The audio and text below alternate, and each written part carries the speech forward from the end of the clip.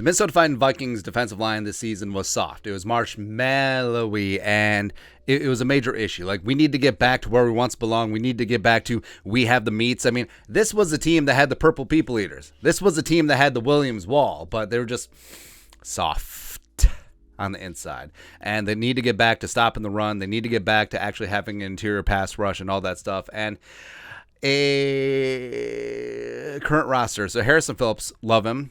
Playing out of position as a 3-4 nose tackle. I think that he'd be better off as an offset 4-3 nose tackle or a 5 tackle or whatever. Ross Blacklock, the Vikings traded for him, former second-round pick out of TCU by the Texans. He had some moments. Jumping James Lynch has sort of been whatever. Asazia Tamuo had some nice moments as a rookie. Kairos Tonga coming over from the Bears, of course, had his moments when he was able to get some run. Jonathan Bullard was solid as a free agent signee. Diesel Dalvin Thompson is now a free agent.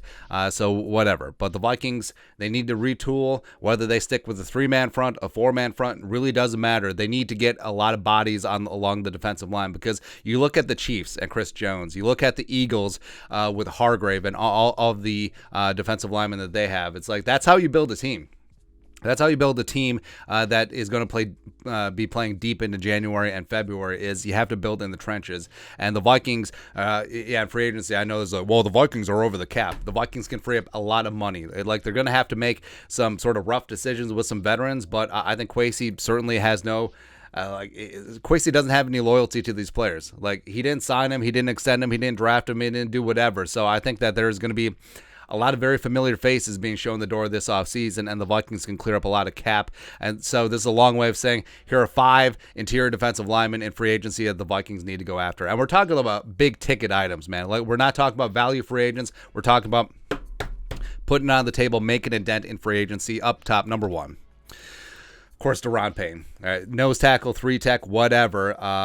So we have position or ideal position with the Vikings, the player, the 2022 team, their current age as of right now, as well as what Pro Football Focus is estimating their worth is going to be per season on the free agent contract. So Dre'Mont Payne, former Alabama Crimson Tide, and I mean that's what the commies did well. They continually invested first-round picks with Dre'Mont Payne and Josh Sweat and Chase Young. And Jonathan Allen. So they just kept hammering along that defensive line. And Payne is probably going to reset the market, because not only does he stop the run, he's still great at doing that, 2-gapping and doing all that stuff, but this year, 49 pressures, 11.5 sacks, just really got after it, everything clicked and came together. So he is a force, man. I think that he is going to be the 3rd highest paid defensive tackle in the NFL, behind only Aaron Donald and behind Chris Jones, and rightfully so. But of course, there's going to be a lot of competition for him. I think the Bears are going to be all in on Dre'Mont Payne, but the Vikings, I mean, this would kill with 2 birds with 1 stone. You have a guy who's fantastic against a run. You have a guy who can create his own rush now, and I think that Payne and Harrison Phillips together will be a nice 1-2 combination in terms of stopping the run, as well as getting a little something after the pass rusher. I think Payne has truly shown that he's a 3-down player. Next up, free agent number 2 that the Vikings should go after, Javon Hargrave. So now, Hargrave turns 30 tomorrow. Happy early birthday. And he's going to be playing on Sunday in the Super Bowl. And Hargrave, he was more of a run stuffer, more of a nose tackle playing with the Steelers, but then he stayed in the Keystone State with the Eagles, and they turned him into more of a pass rusher. And that's what he's been getting after, man. And he is set up to get paid. And for interior defensive linemen, I mean, you can certainly be productive after 30. It's not like being a running back. It's not like being anything like that, or an off-ball linebacker. So, I mean, Hargrave is going to have some really good years of football left in him. But is the juice going to be worth the squeeze at that price tag? I don't know. But 64 pressures, 11 sacks this season. He really was the spearhead in terms of the Eagles' defensive line, just really getting after it. So, I mean, Hargrave, he's going to get paid, man. And with the Vikings, I don't know. Like, given Payne's age and also nose tackle flexibility, I think he's a better nose than Hargrave was. I would pay up the extra money to go after Payne versus Hargrave, but I mean, either way, you're just getting a fantastic player. Next up, free agent defensive tackle number 3 that the Vikings should go after, Dre'Mont Jones of the Denver Broncos. So now Jones, much more of a pass rushing threat versus stopping the run. If the Vikings go back to a 4-man front, 3-tech, if they stay with a 3-man front, 5-tech, or he did play some stand-up in the Broncos scheme as well. He's 26, coming off his rookie deal, 45 pressures, 22 career sacks over 4 seasons. So, I mean, he's a guy that was a major piece of the Broncos defense, especially after they dealt Bradley Chubb to the Dolphins. Dre'Mont Jones really stepped up. Now, it would make a lot of sense if we had Vero as defense coordinator, but it didn't quite work out so much. Next up, free agent number 4 that the Vikings should go after along the defensive line.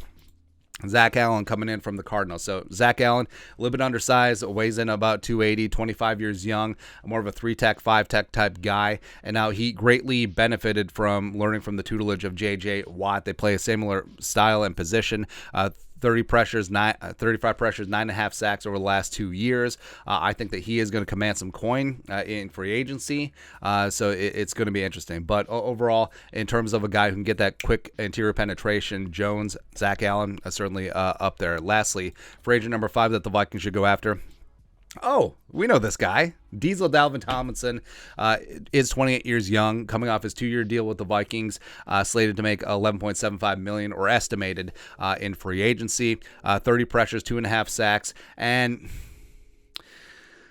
he missed a handful of games with the calf injury. Yes, he was the Vikings' best run defender, but also that's like saying the tallest guy on the Korean national basketball team. So it is what it is. But, I mean, Diesel Dalvin, he's not the penetrating pass rusher that Dre'Mont or Zach Allen is, or Hargrave or Payne. He's certainly not the run stuffer that Payne is either, but he is talented. He certainly is. And familiarity with what the Vikings want to do in-house, especially if they do stick with the current scheme. I think Diesel Dalvin would be a nice guy to bring back. So we'll see. I think it really is dependent on what they want to accomplish schematically. But Diesel Dalvin, I mean, he's one of the guys that very quietly had a good season last year as the Vikings defense completely melted down. It wasn't necessarily all on Diesel. But that's it. That's 5 defensive interior players that the Vikings need to go after because they have to get back to we have the meats. That's right. Let us know your thoughts and our thoughts in the comments section below. Subscribe for daily Vikings takes. Want to support the work? Put a little something in the Venmo. But till next time, Skol, production value.